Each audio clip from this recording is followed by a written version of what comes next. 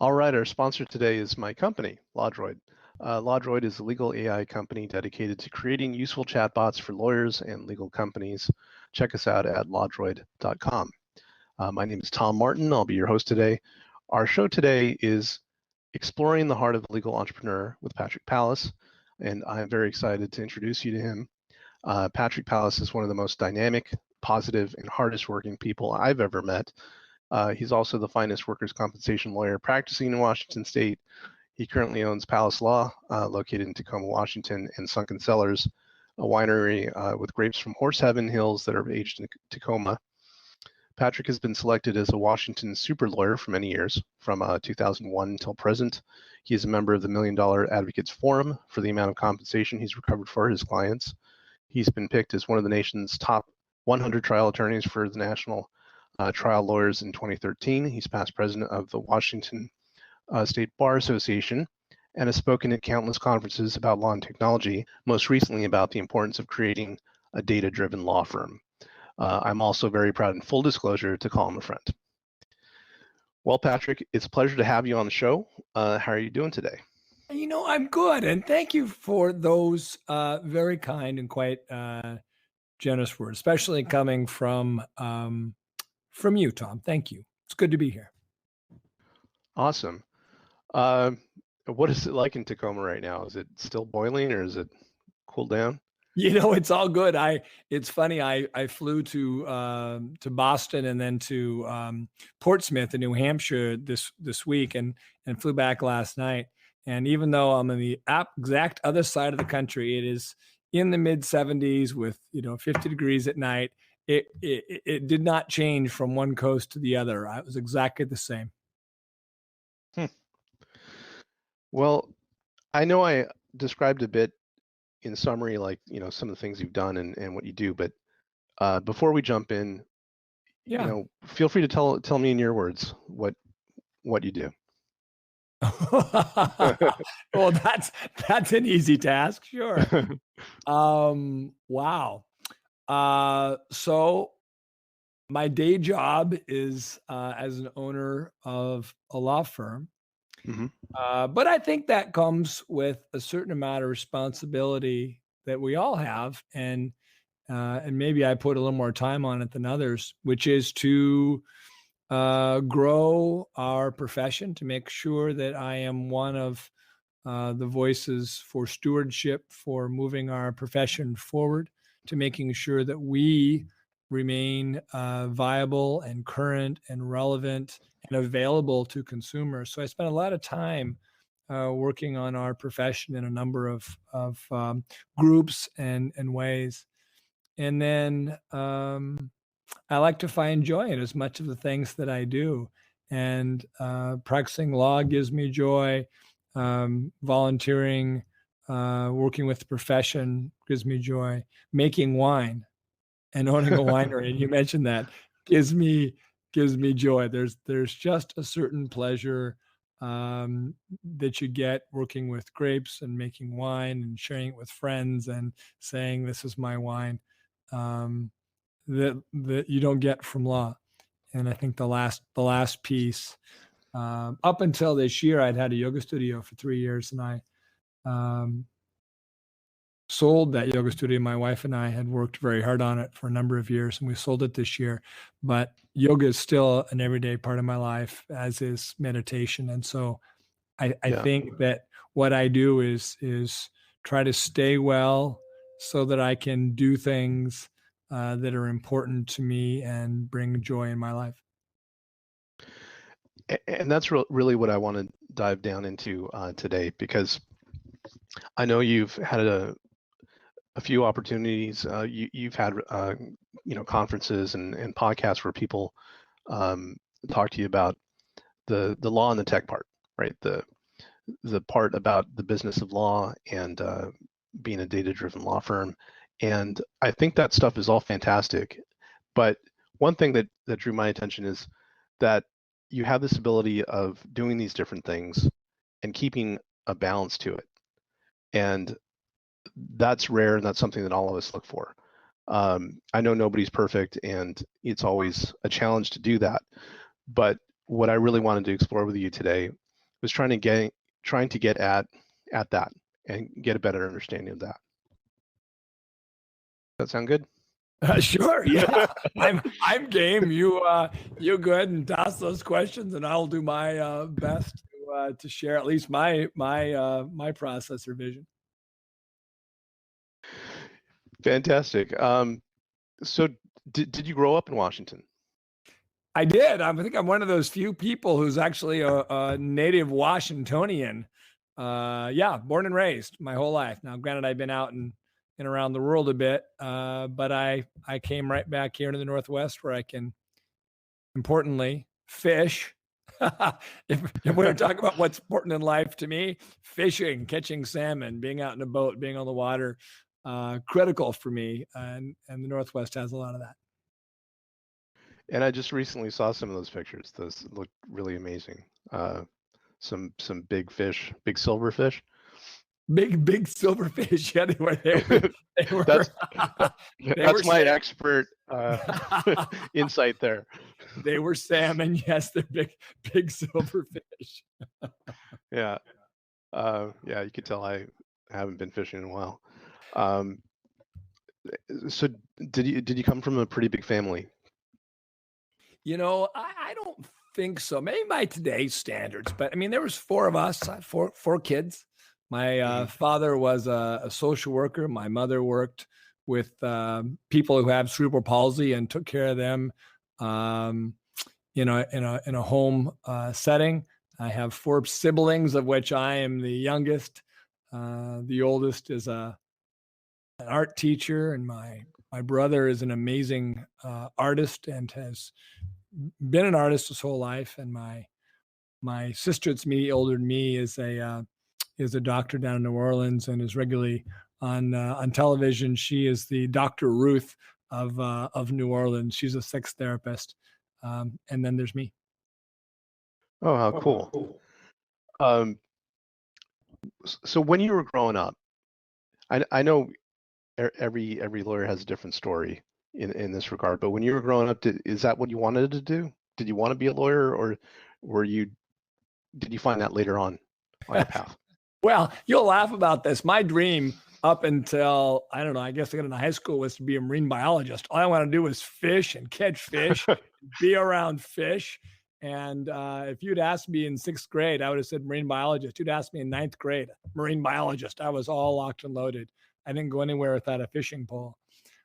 Somewhere along the way, I got really interested in politics.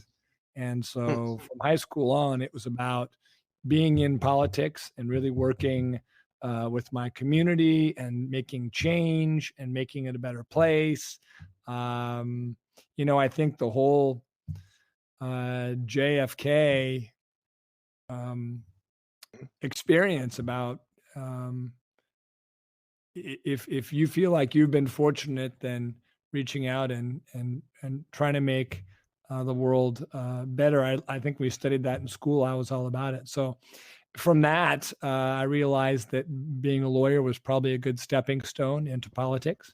And so I followed that path into law.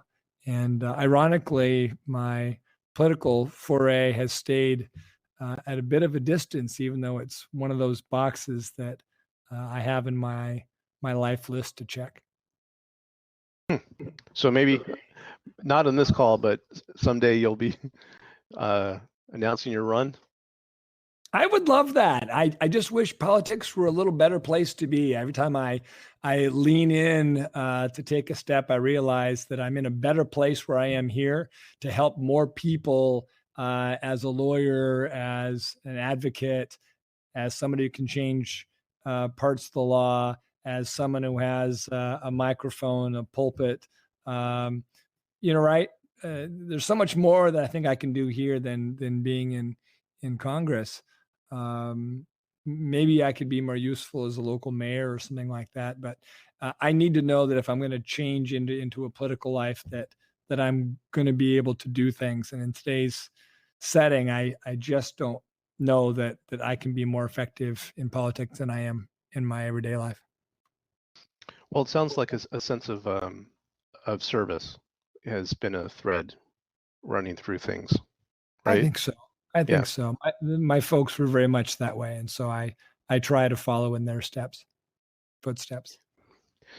So when did Palace Law come about? So I did some civil rights work in Chicago, where I went to school. I moved back to the Northwest, continued doing civil rights work, and thought, I really want to be able to take on whatever case I want to take on, Mm. and not have someone tell me that's a bad idea or there's not enough money in that. The lawyers I worked with had been great mentors, but they really had a sense about what made money and what didn't, and what kind of cases you take to run a business versus the kind of case you take to change the world. And I wanted out from beneath that. And so I started my firm. Shocking now, but it was all the way back in July of 1995. It's shocking because it's hard to believe that much time has gone by, with the goal of taking whatever cases I wanted to take and trying to change the law and to look at law in a bigger picture about making life better for the people in my community. That's great. So opening the law firm was a way of having your own independence, but also being able to serve people better.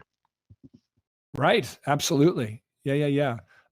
One of my mentors had told me as I was starting my firm, he gave me a couple of pieces of advice that you may have heard or may appreciate. Um, but one of them is that, never chase the money. You know, Yeah. the money will follow if you do a good job. And so I've never chased the money. I go after the case or try to do the right thing. And it's funny how it works out. But even in the cases that were, cases for free or cases where I just thought the law needed change, somehow or another, I always end up getting paid, even if it means that client refers a big case later on down the road. It doesn't seem to matter. If you're doing the right thing, it always works out. The other piece of advice that he gave me, one of my mentors gave me, was, and it's my staff harasses me about this. It was actually they put up a poster in the office at one point, um, that pigs get fed and hogs get slaughtered. That, in other words, you try to make all your money off one client and really like do everything you can to make tons of money off that client. Right. You may make some money, but you only get to do it once, right? Hogs get slaughtered. Yeah. Whereas you can still make a good living, if you take a little bit from everybody, and you can survive and be a good lawyer that way. And so I've tried to follow on with those rules, and those were foundational things when I started Palace Law. Well, those are really great lessons to bring to starting your own firm. I think that I totally agree that sometimes people get lost in the pursuit of the money, which of course is important to everyone. But if we lose sight of why we're doing it, then you could burn out. You could basically lose that will to go into the office and keep going. So I could see how that can help. Well, and there's another piece of that too. Oh, you know what? There's a third thing he told me. He said, always give money back. Uh, and so I always try with every case to give clients some money back, because no one ever expects for a lawyer to give them back. And I like to push back against that concept of a greedy trial lawyer. It's so untrue, and lawyers are some of the most caring, giving people out there. And so I like to help push back against that belief, that myth that lawyers are greedy. And so I always try to give every client back some money if I can, or reduce fees or whatever it takes to do that. But one of the things I was going to say that you touched on is about you can lose your way. And boy, I'll tell you, it is so true. One of the things that I think is critical is that you sit down and think about where you are, where you're going, what's important to you. I talk with lawyers, and I'll speak about mindfulness and having a healthy life and practice. And I'll talk to people who say, "How did I get here? I'm not sure I like my practice anymore. I'm really unhappy here." Or maybe I need a divorce. How did I get to be with this person? Or whatever it is, they found themselves, why am I living in this city? I didn't ever want to really even be here, and now here I'm stuck here. Is to take that time to pause and to look around and to see where you are and to just do a check in life. Am I happy? Am I where I want to be? How do I get to where I want to go? Am I following the path that I set for myself? Is that still a good path for me? It's just stopping and pausing and taking notice of where you are, because if you don't, you can lose your way. And that is really a dangerous thing if your goal is to be happy and to check off all the things in your bucket list and to find joy along your journey in your life path. That pause and to look around is really a critical piece. And I try to do that as often as I can, wherever Mother Nature or a quiet moment allows me to do that. That's fantastic advice, and I think it's so true. Um, well, I want to ask you a little bit about the other stuff that you do besides the law. Yeah. Um, I'm not sure which one came first. Was it Yoga Palace or Sunken Cellars? The yoga studio came first, and then the winery came a close second.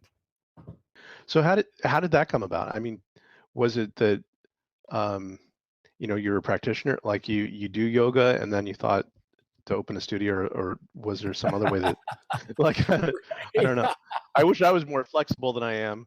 I really need the help in that regard. But how did it come about?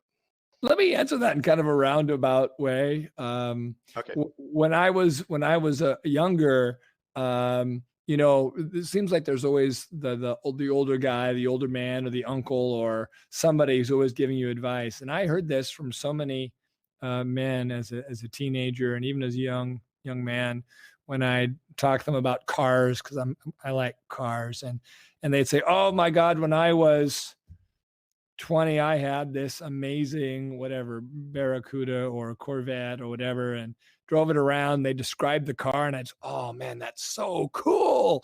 And like, yeah, I had a kid and I sold it. Man, you know what that car is worth? I wish I had that car. Yeah. And hearing that story over and over again from heartbroken men who'd given up beautiful cars, I took that lesson to heart and realized that I never wanted to be the guy who said woulda, coulda, shoulda. Right? I would have been famous. I would have had that car. I could have done that. And so it's I don't know, it's a blessing or a curse depending how you look at it. I don't ever want to be the guy who says I could have done that or I should have done that. So when an opportunity presents itself, I try just to do it. Just go do it. If you fail, you fail. But at least I can say I did it. And by the way, I did buy a car when I was a teenager, and it was an old sports car, and I still have that car. And when I meet young men and they look at my car, I say, "This is a car you're going to buy, and you're going to hold on to it, and you're going to be happy about it, and it's not going to be a could have story." So I still have my '69 Datsun 2000 red sports car. I've never sold it, and that's kind of been the lesson. So with the yoga studio, it was one of those things that was on my mind. We were in a yoga studio, my wife and I, and it wasn't giving us all the things that we wanted in it. And we had some pretty cool ideas about what we would do if we had one. And rather than wishing we had one or wishing someone would create one, we said, let's open that space. Let's just do it. And even though we didn't know how to run a yoga studio and neither one of us were yoga instructors, it was a project we took with love, and the community embraced us, and we got a space, and we hired 14 teachers in the first 2 weeks, and people started coming in the door, and the thing just started blowing up. It was great, and so we did that for 3 years, and then it was time to move on, and so in January we sold the studio to our teachers. So it's a community that's stayed together. So our teachers now own the studio, and I still go there. Just about every day. So there's a lot in that story that that I want to unpack, because I tend to be kind of the same way. Like when there's an opportunity and I'm excited about something, I'm passionate about it, I want to do it. because I kind of have that same feeling. Like, why look at it in the rearview mirror and think I could have done that? I know from my own personal experience that sometimes you have people, and you may have had this experience too, who say, I think you're spreading yourself too thin. You're doing too many things. Why do you think you can do this? Why, like, you haven't done that before. You're not a yoga teacher. You're not, Right. like, what is, and it just is a natural thing, especially I think with somewhat of a legal mindset, because we tend to think critically about things. What is your response to that kind of thinking? Um, if I was cautious and always logical, and prudent, I might have a very conservative, safe life, but I wouldn't have the life that I think is worth living. I really enjoy um, living in a way that has some risk, because the risk is the risk of more joy, right? More fun, more people to meet, knowing that you lived your life um, fully. There's a saying that I love, um, that every day, if you live your life and do one brave thing. And so I try to do one brave thing. What's the one thing that scares you today? What's the one thing you need to lean into? And it opens doors just by saying, okay, I recognize that it's scary. I recognize I don't know what I'm doing. I recognize I don't know exactly where I'm going. But let's do that today. Let's just do this today. And tomorrow we'll do something else. And that one brave thing process has opened a lot of doors for me. And I think opening up a yoga studio, or opening up a winery, or running the law practice, or taking on a tough case, or arguing in front of the Supreme Court, all are things that, frankly, have scared the crap out of me. But the same excitement that you get from that is the same excitement that scares you, is also of anticipation and fun. It's like Christmas, right? And so I like that, and I tend to go that way when given the opportunity. The image that comes to mind when you say that is, I don't know if I'm sure you've probably seen the movie Parenthood, right? With Steve Martin is in it, Yeah, yeah, and then he has a situation with his kid where it's kind of difficult, and he kind of feels like he's on a roller coaster. And Steve Martin's character is so tight-lipped and so conservative in how he views himself, that he's kind of gritting his teeth until he sees his wife kind of just going with the flow and enjoying. Like, you could choose to enjoy the roller coaster ride instead of seeing it as something to be scared of, to walk into it, to go with the current instead of against it.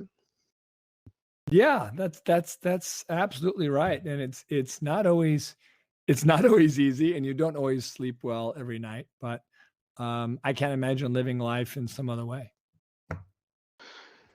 Yeah, I think it's also a great lesson, because the way you put it, it's about one thing every day.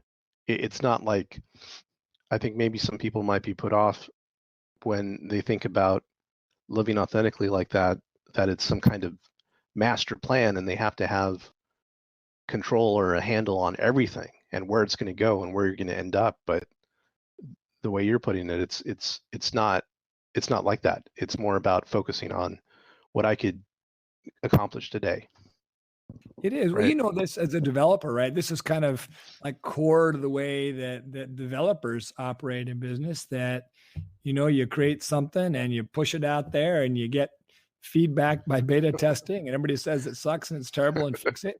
So Uh-huh.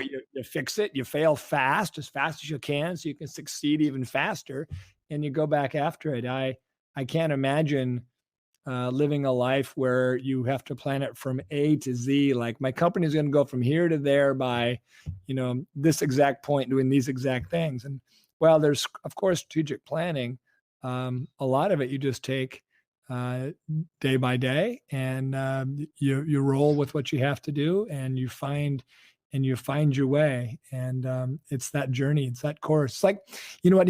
Here's a better example, maybe, is what I'm trying to say. My son and I like to travel together, and he's now 17. And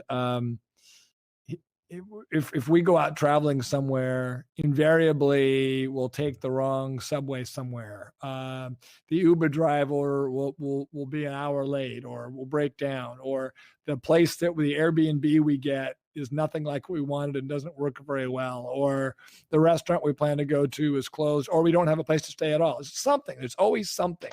And I'm reminding my son every time we do this. He's like, "Dad, why do things always not work out when we go traveling?" And I tell him, no, that's the journey. That's the journey. That's the richest part of the tapestry is figuring it out, working your way through it, and meeting people, finding new friends, finding new places to stay when the old ones aren't there, whatever it is. And I think that journey in a business is like that. It's like that being a traveler. It's a traveler in business. So I know, as you said, with Yoga Palace, that was recently sold to the teachers. So right now it's the law firm and Sunken Cellars, right? That's kind of the things that you're balancing, right? Yeah. It's some volunteer work. Some. How? Yeah. How do you?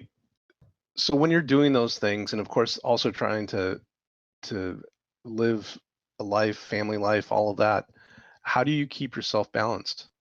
How do you keep yourself, like, what is one thing that you do in the day that kind of grounds you?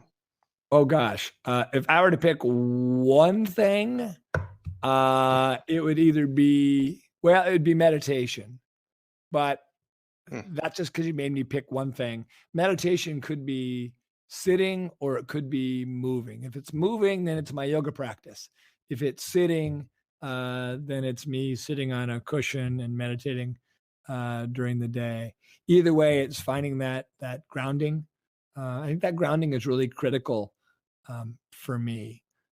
If I didn't have that time to stop and to pause and to feel the ground and to breathe some deep breaths and be aware, I think I'd be missing out. You know, people run and work 2,000 billable hours and never stop. And it's funny, the old saying about, if you want something done, ask a busy person. It's because the people that are busy, I think, often have good grounding, and they're able to get more done faster. I read a story, a little article about a guy who literally went from being the busiest litigator out there with so many hours that he worked, and he started taking every morning to meditate for 2.5 hours. And when he did that, his efficiency actually improved. With the time that he spent being grounded, it cleared his mind to do the tasks of the day much faster, find answers much better, to get to the problems without all the white noise, to be able to prioritize what needed to be done, and to have the clarity to do them right the first time. And I love that, because I strive for not being the guy who is just running on that, habit trail, that hamster wheel for the sake of running, but rather finding big chunks of space in life so that when I do have to work fast or hard, that I do it in a way that is both something I enjoy doing, and doesn't have to take up my entire day. That old concept of love what you do what you love is really important to me. And so finding that space to do what I love well, and when I want to do it, is critical. So getting a little more specific, because I know I've definitely been talking about or asking about broad strokes here. To accomplish all of these different things, obviously we need help, and so when you need help, when you choose people to work with, what is something that you look for in somebody that's going to be working alongside of you, and also in a way, helping them to achieve what they're looking to achieve? Boy, there's so many pieces to that question, Tom. Holy cow. Let me just try to dissect some of it. I think there's a popular belief that you never do business with friends or family. And I think a lot of people adhere to that. One of my friends, when I said that a number of years ago, he looked at me and said, "Are you crazy? You would rather trust your money to absolute strangers than to people you know and love?" And I'm like, huh, now that you put it that way, right? So at that point, I tossed out the idea of never doing business with friends or family. And in fact, I prefer to partner with friends. I prefer to partner with people that I have a track record with and I get along with and I know. And it's really made a world of difference in how I put together partnerships and business and work with people. So part of that is finding the right people to be around, the people that you trust and you like and you can work with. I'm also a big believer in doing the things that you love in your job. So many hands make light work. And I let those people who love parts of my job that I don't and let them do them. Right. So there are people in my firm who are really good, like Sienna is my project manager. She's really good at putting together projects and running projects and running data and building statistics and putting together information. And that's not always my forte. I love the statistics when we have them because I can look at them and work with them, but I don't always like creating them, right? So it's things that I'll give to other people who do love doing that stuff. And so I always try to find people when I'm bringing them into my firm or into my life who have a passion for something that maybe I don't, because together we have this great passion to do these things, but individually we all have our individual expertise or our loves. And so I try to assemble people that all feel that way about what they do, and together we're a synergy, we're a force that loves what we do and are happy during our day and can get a lot done as a team. I think that's fantastic advice too. I remember when I first started my firm as a solo that I tried to do everything, everything myself, hold on to everything. When it came, when it came about time that I was so up to my ears with work and it made sense that, hey, Tom, hire somebody. Right. I would still try to hold on to it and just didn't know how, to bring on somebody else to do what I could do myself. But I think you have a fantastic point there that it could be stuff that either A, you really don't want to do, or B, you're not as good at it as someone else who could really excel at it. And then you get to benefit from that. Control is so overrated sometimes. Yeah. Yeah. That was a hard I will lesson. tell you as another example of that, right? To bring on people and let them do work like you're talking about. Even though it's in a business story, when my wife and I were getting married, the whole idea about planning the whole wedding and doing all that stuff just was taking the joy out of what I wanted to be like the most amazing day ever. And we got the idea, like, why don't we just hand off pieces of this to people who want to do it? And we just like playing cards, just dealt a deck and everyone took a piece. I mean, they wanted it. They wanted to do it. It made them happy to do it and made us happy to give it to them. And literally the day before the wedding, if someone asked, what are we doing and how's this going to work? I would have said, I have no idea. It was a little like going to a play and sitting down and just watching things unfold. And it turned out wonderful. The way that it all unfolded worked perfectly, and it was no stress. It was just letting people do what they want to do and relinquishing control of it. And I try to do the same thing in my law firm. Obviously, it takes some supervision over what happens and some direction and some vision. But I do my best to try to stay at the top end of the vision rather down in the weeds and the control and micromanagement. So one of the things that I know that over the past year you've been spearheading a movement to re-envision how legal services are delivered and Right. lawyers are regulated.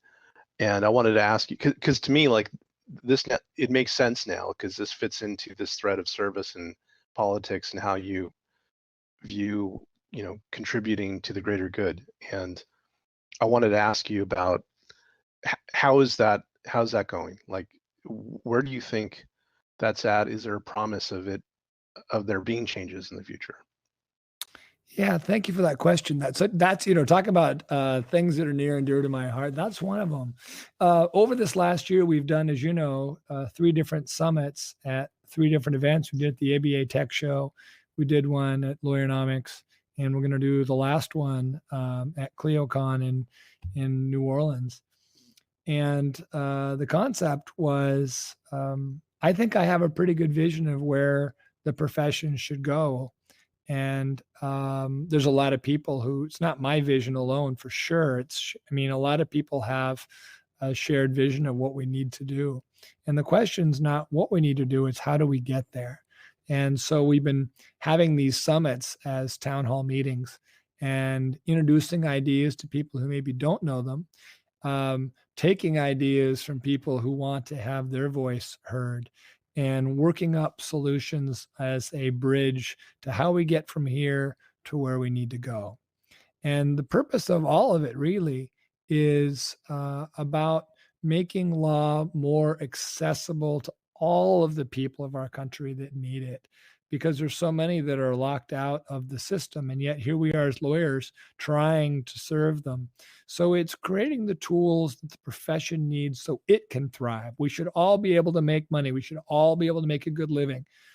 But we should be able to do those things at the same time as delivering legal services, helping the people that need us, providing the care and the legal assistance that people have to have. And so part of this summit is talking about those tools and that mechanism, that process, that we really open up the doors of our profession so that we can all thrive and serve the public, which is, I think, all we're ever intended to do as lawyers. So, what are your plans for the future? Wow. Wow.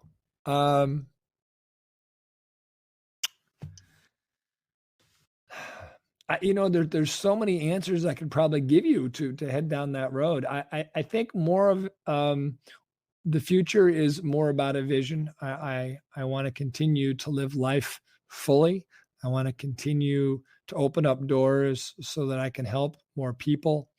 I want to be able to say at the end of my life that I had some peace in making our profession really great again during a period of time when opportunity really existed to grow our profession in ways that it's never seen.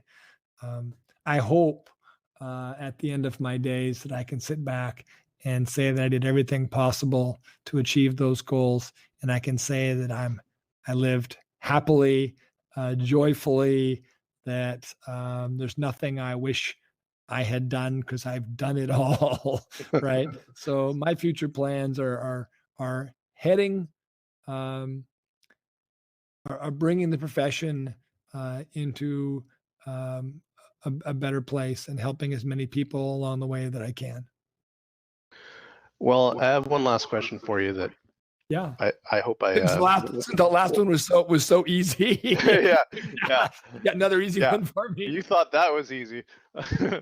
No, this one is one I asked that's kind of like off base a little bit, but what's a place on your bucket list that you've never visited but that you would like to, and why? Oh my gosh. So I have a couple places on my immediate bucket list, but one of the adventures that I'm just absolutely dying to have is to drive down Baja from the U.S. all the way down to Cabo.